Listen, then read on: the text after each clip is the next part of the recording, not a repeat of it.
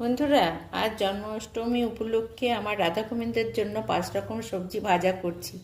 এই দেখুন, প্রথমে বন্ধুরা আমি কুমড়ো ভেজে নিচ্ছি। এবারে বেগুন ভেজে নিচ্ছি বন্ধুরা।